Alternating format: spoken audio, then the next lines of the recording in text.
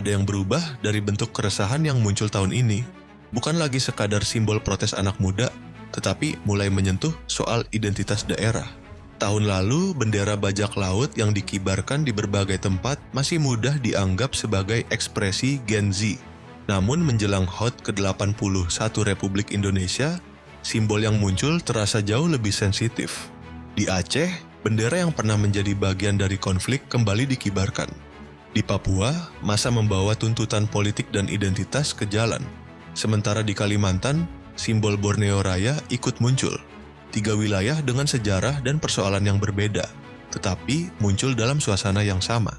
Ketika Indonesia sedang merayakan kemerdekaan, ini membuat persoalannya tidak sesederhana kritik terhadap pemerintah. Sebab ketika identitas daerah mulai ditampilkan secara terbuka di tengah perayaan nasional, ada pesan yang mungkin lebih dalam. Lalu, apakah ini hanya bentuk kekecewaan atau tanda bahwa persoalan identitas daerah kembali menguat?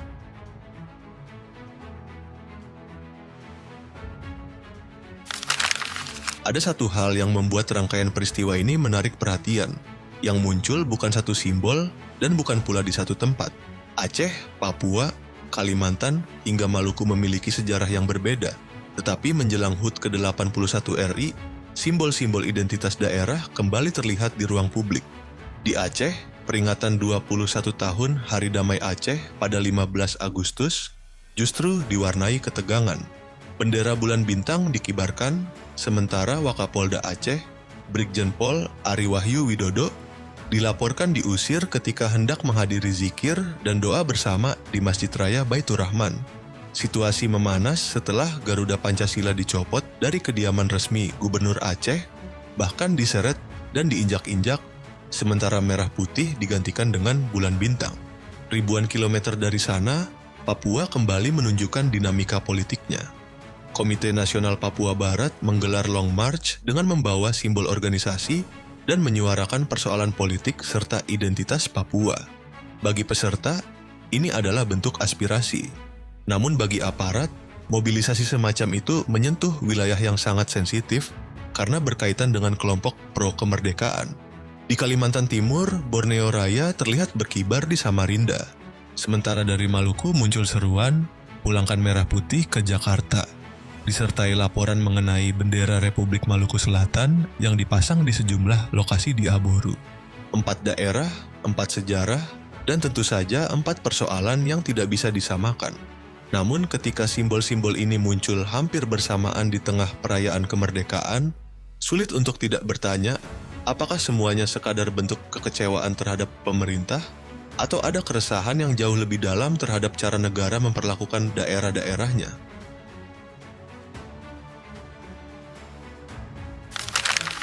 Begitu simbol-simbol daerah mulai muncul, pemerintah tidak tinggal diam.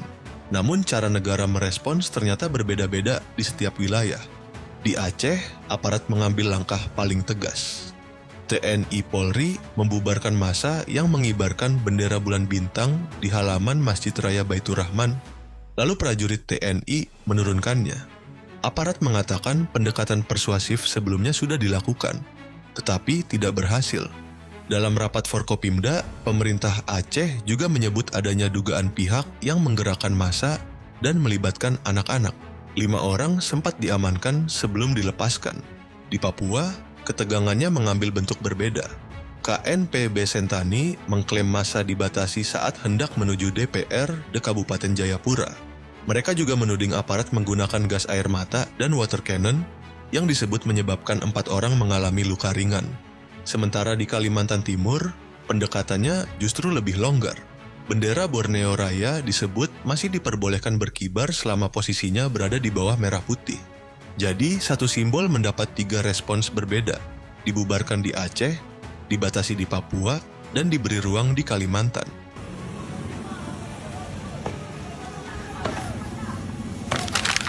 Kalau hanya melihat benderanya, kita bisa dengan mudah menyimpulkan bahwa semua ini adalah soal separatisme.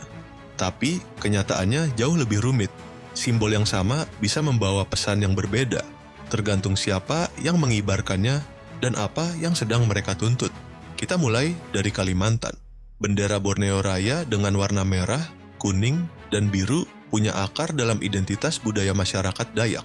Warna-warna tersebut dikaitkan dengan keberanian, kehormatan, kedamaian, dan persatuan. Dalam sejarahnya, simbol ini juga dikenal sebagai bendera Dayak Besar atau Borneo Raya. Karena itu, kemunculannya tidak otomatis berarti keinginan untuk memisahkan diri. Ketua DAD Kota Pontianak, Yohanes Nenes, justru melihat wacana pengibaran bendera ini sebagai akumulasi kekecewaan masyarakat Dayak. Persoalannya mulai dari pembangunan yang dianggap belum merata, tanah adat, kesempatan kerja, sampai kebijakan pemerintah yang dinilai belum sepenuhnya berpihak kepada masyarakat adat. Dengan kata lain, pesannya bisa saja bukan kami ingin keluar, tetapi kami ingin didengar. Aceh punya lapisan sejarah yang berbeda. Bendera bulan bintang memiliki hubungan kuat dengan sejarah GAM, tetapi keberadaannya juga tercantum dalam Kanun Aceh nomor 3, tahun 2013 sebagai bagian dari kekhususan daerah. Masalahnya, aturan tersebut belum mendapatkan kepastian implementasi dari pemerintah pusat. Akibatnya, setiap pengibaran simbol ini mudah berubah menjadi perdebatan antara aturan daerah, hukum nasional, dan sejarah konflik Aceh. Situasi makin rumit karena ketika kericuhan berlangsung, dua figur penting Aceh sedang tidak berada di daerah. Gubernur Muzakir Manaf tengah menjalani pengobatan di Kuala Lumpur, sementara Wali Nangroe Malik Mahmud berada di Pinang. Yusuf Kala menilai ketidakhadiran keduanya membuat situasi lebih banyak ditangani wakil gubernur bersama aparat. Tetapi sejumlah pengamat melihat fenomena ini dalam konteks yang lebih luas. Direktur Eksekutif JMI, Islah Bahrawi, menghubungkan kemunculan bendera bulan bintang di Aceh, Borneo Raya di Kalimantan, hingga bintang kejora di Papua dengan kekecewaan terhadap pemerintahan Prabowo. Pengamat Heru Subagia bahkan menyebutnya sebagai perlawanan sunyi.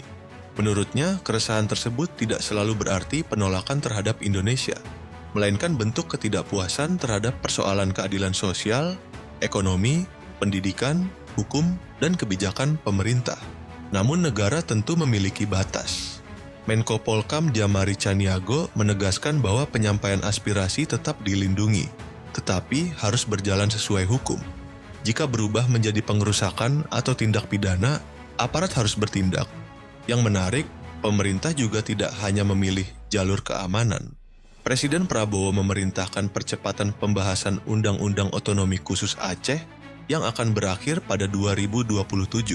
Sebab kalau persoalan ini hanya dilihat sebagai perang simbol, kita bisa kehilangan inti masalahnya. Yang sebenarnya perlu dicari adalah alasan mengapa sebagian masyarakat merasa harus menggunakan simbol-simbol tersebut agar suara mereka terdengar.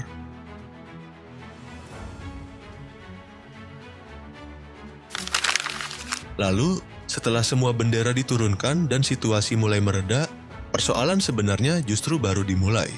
Apa yang akan dilakukan pemerintah setelah ini? Sebab menjaga persatuan bukan sekadar memastikan tidak ada simbol lain yang berkibar. Pemerintah harus menghadapi alasan mengapa simbol-simbol tersebut kembali muncul. Untuk tindakan yang jelas melanggar hukum, seperti merusak Garuda, menurunkan merah putih, melakukan kekerasan, atau merusak fasilitas, proses hukum tentu tetap diperlukan. Negara tidak boleh membiarkan pelanggaran begitu saja. Tetapi di saat yang sama, pemerintah juga harus berhati-hati agar kritik tidak selalu diterjemahkan sebagai ancaman terhadap NKRI. Sebab ada perbedaan antara orang yang ingin menghancurkan negara dengan orang yang kecewa terhadap cara negara berjalan. Disinilah dialog menjadi penting. Bukan berarti pemerintah harus mengalah, melainkan mencari tahu persoalan yang selama ini belum selesai. Apa yang masih menjadi ganjalan di Aceh? Mengapa isu identitas dan politik Papua terus berulang? Mengapa masyarakat adat Kalimantan masih merasa belum mendapatkan keadilan? Dan mengapa suara serupa mulai terdengar dari Maluku? Pertanyaan-pertanyaan semacam ini jauh lebih sulit dijawab daripada sekadar menurunkan sebuah bendera. Fenomena ini juga membawa kita kembali pada pernyataan Prabowo mengenai kemungkinan Indonesia bubar pada 2030.